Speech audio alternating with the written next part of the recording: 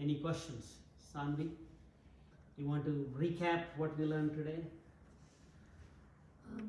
So we learned about the Hiranyaksha and Hiranyakashipu, and then kind of like their life story. So basically, Say it loud. So Hiranyaksha, he likes he thinks like the world is his pleasures, and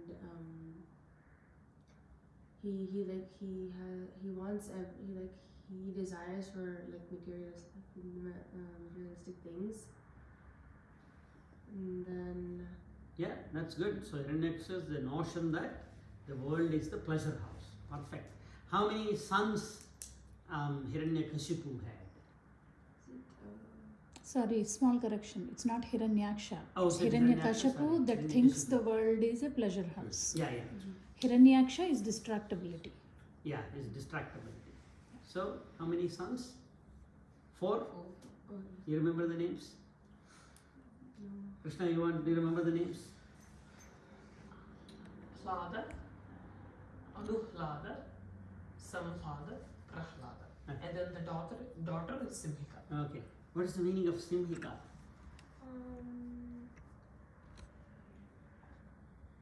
A tormentor. Yeah? Okay, what can you tell me the meaning of Hlada, Anuhlada and Samhlada? So Hlada is like you think of it like you can already feel like you're enjoying it. Then Anuhlada is when it's near your reach and you're like, oh my god, I'm almost about to get this.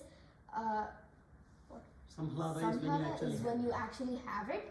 And then Prahlada is like when you're completely satisfied. You're like, I don't need it. I already have it. Beautiful, beautiful. So, do we need to desire anything and have something in order to be happy? Fundamentally speaking. Yeah? There is not really a need. But of course, it depends on each individual. And for most people, they need to have something. But we also have a great ability to be happy without anything. And discovering that potential itself is spiritual practice. Discovering that potential to be happy without needing anything is a great spiritual practice. And so reaching Prahlada state requires probably several births. Okay? Now, you question me. Yeah. You just said that coming to Prahlada state requires many births. So how did Prahlada get there? That's amazing. Prahlada, I don't think there is a previous birth for Prahlada at all. It was a divine making. It's a Karana Janma. Yeah, it's a divine making. Maybe you can think of him as an avatara. Nobody mentioned that he is an avatara, but it is a very great divine making, and that divine making is to kill Hiranyakashipu, to bring an end to Hiranyakashipu. Oh, so the universe made that. Yeah, Gatiga talli. exactly. Say it loud. So the universe made that. Exactly. Yeah, because that's what he asked for. yeah. Yeah. So in Hiranyakashipu is basically just Jaya. Jaya.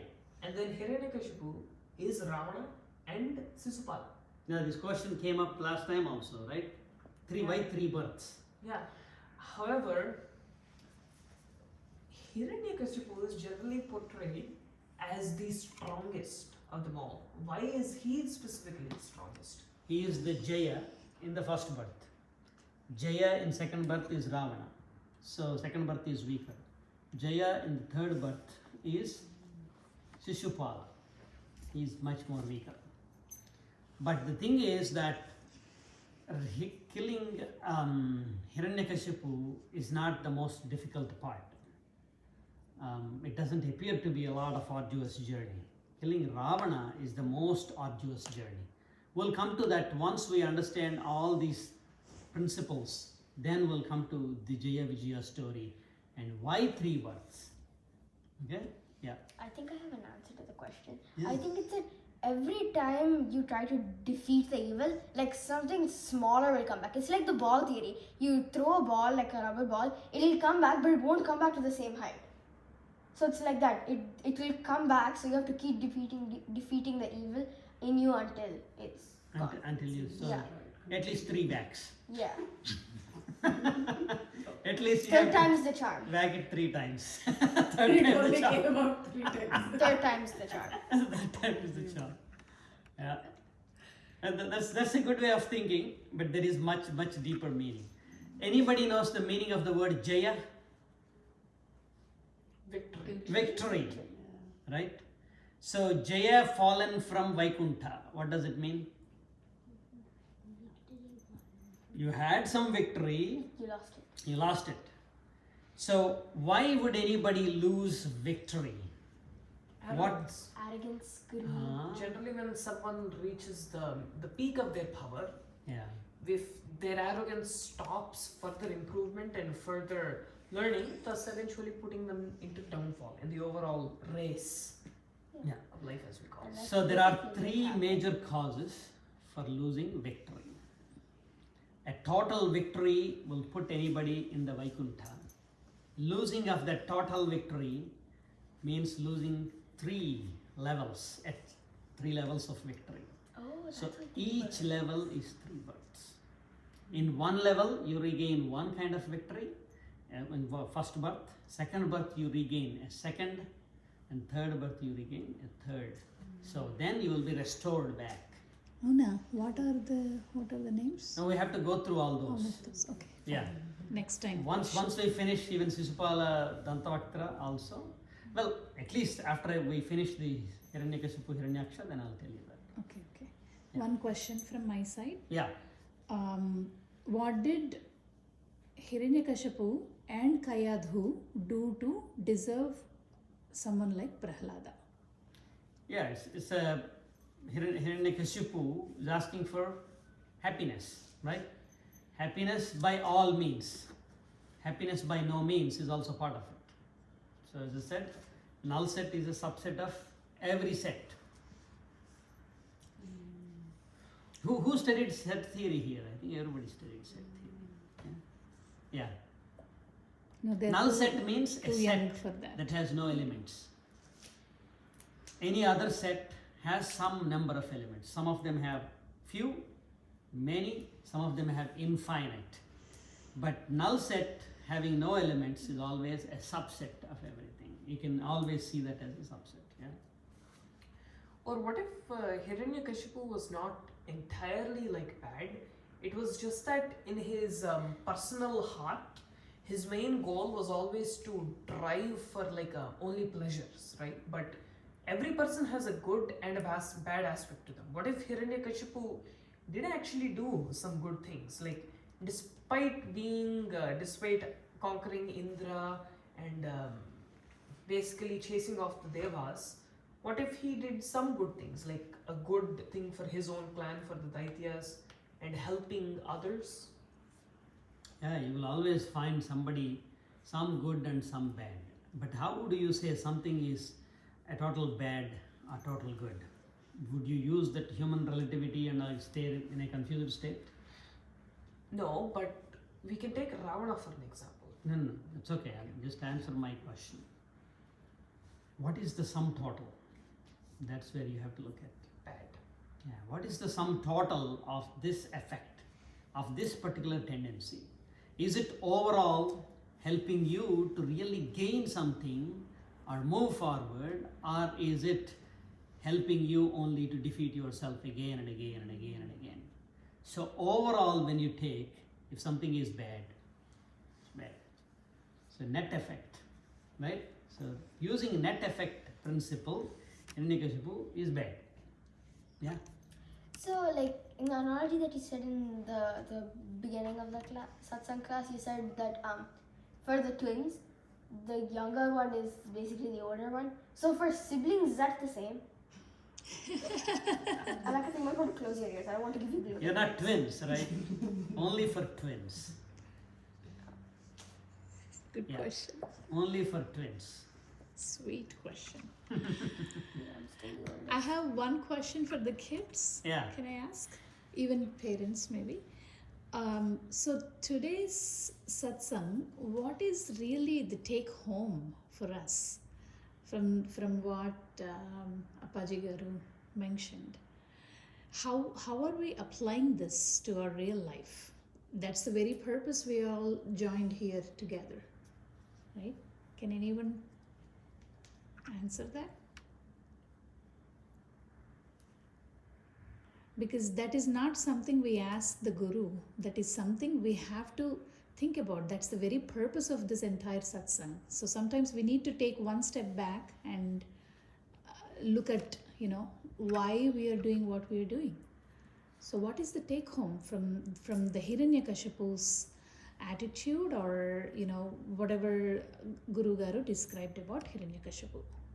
Okay, go ahead, Anna. Arrogance brings your downfall, so try your best to get your pleasures, but sometimes know that if you don't get what you get, doesn't mean that you have to always be very upset and think that I'm only supposed to get the pleasures.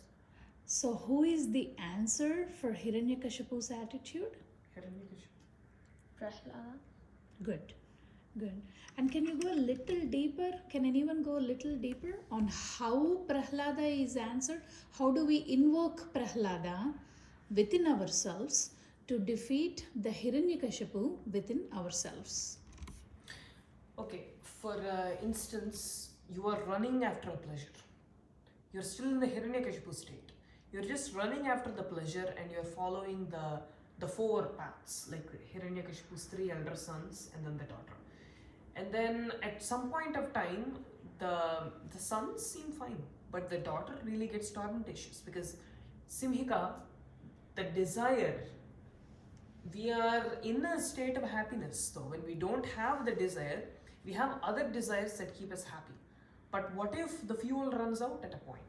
And then what if we're just running on and on and on, and then our patience slowly wears out? Then the Simhika will start to torture us more and more day by day. But Good point. So in other words, when Anuplada and Samhalada go to college, then we have to deal with the torment at home. and then Nice later, answer, great answer. and then when she begins to torment us a lot more, then after Simhika goes to college, then maybe you can deal with Prahlada, right? Because if you get rid of the tormenting, then Prahlada can free you from the torment, and then you'll stop thinking about the desires and already focus on what you already have accomplished and already enjoy what you already have instead of constantly running for something. But in new. that case, Prahlada has to be the youngest. If he's the oldest, then he'll go to college first and we don't get to have it. Just for the sake of the joke, we're assuming that he's the youngest. But No, he's actually the youngest. He is actually the youngest. Everybody went to college and they got so bored and want to get rid of him. He's actually the youngest, so it states our point well. But even if he's the oldest or even if he's the youngest, the overall meaning of the statement does not change. Yeah. No. If he's oldest, then the meaning of the statement will The change. the joke would not work. But Is Ravana's wife bad just like Ravana? Gattiga. Loud. Is Ravana's wife bad just like Ravana? No, she's not bad at all. You know her name? Mandodari. Anybody knows what the meaning is? Yeah? A frog lady or something. Yeah? You know that? Yeah, a frog. So Frog Manduka means frog. So one who has a belly like a frog belly is Mandodari. That's one way of looking at it. But she is not Mandodari. She is Mandodari. Manda means dull and slow.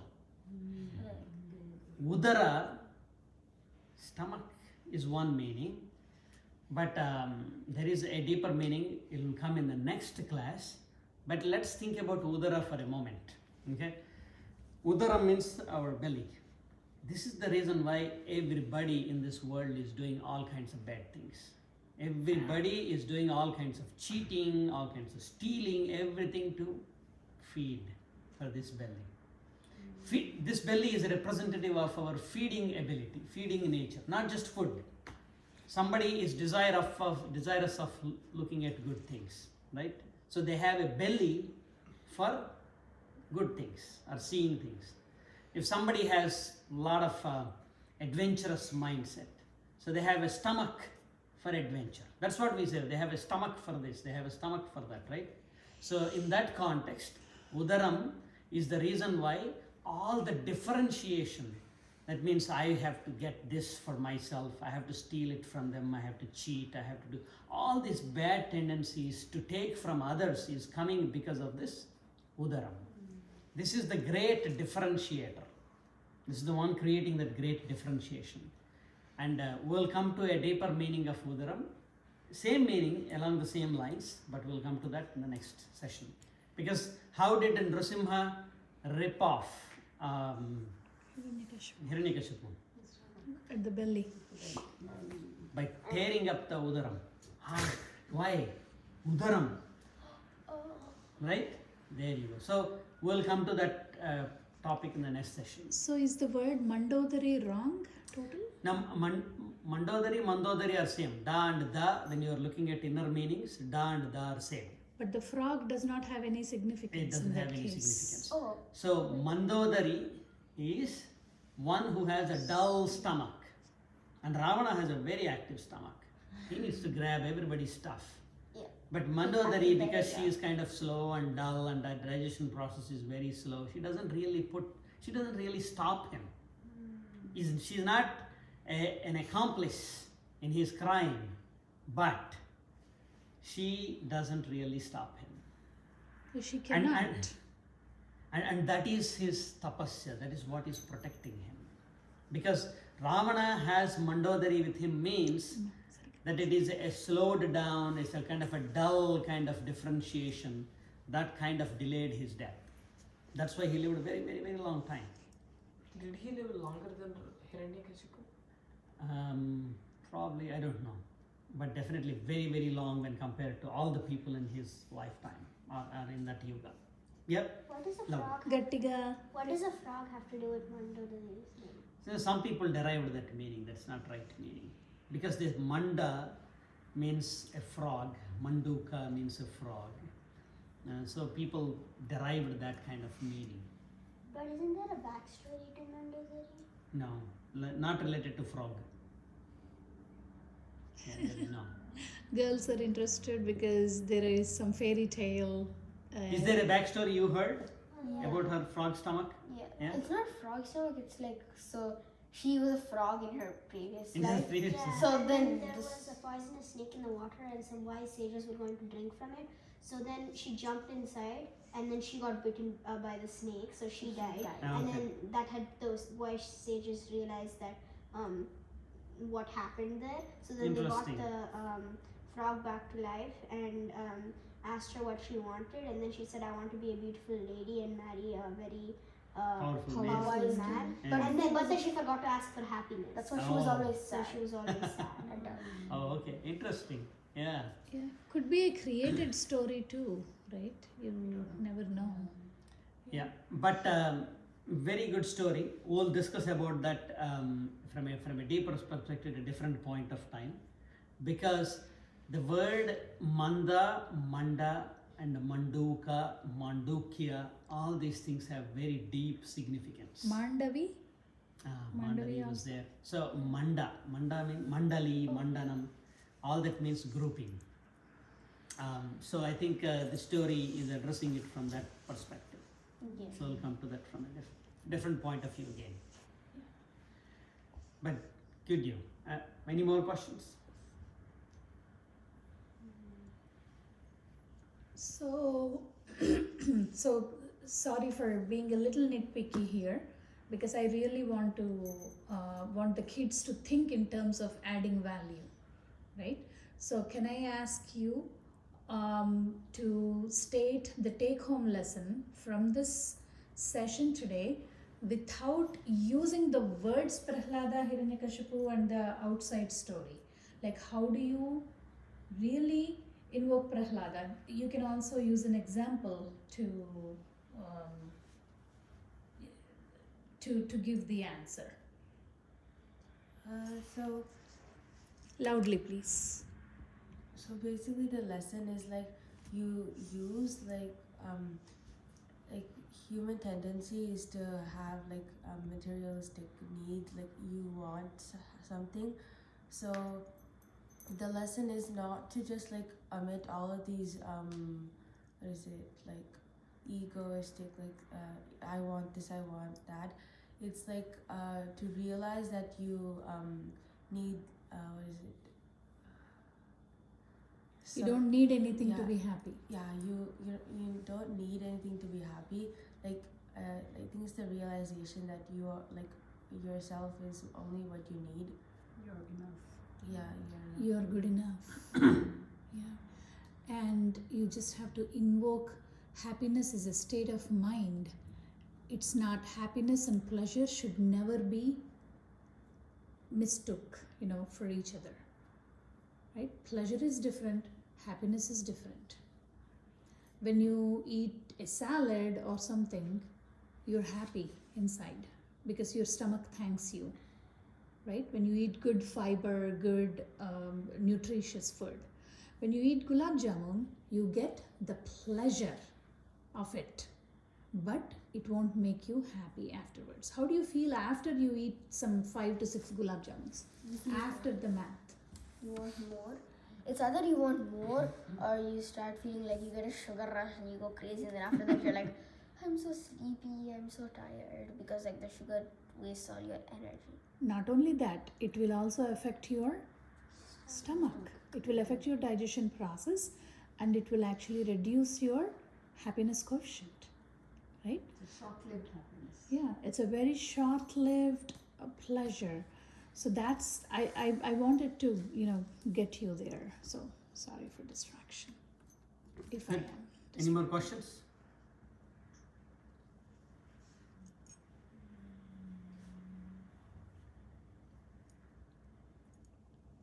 Very good. Great. Om Sarvam Shri Krishna Arpanamastu. Guruభ్యో నమః.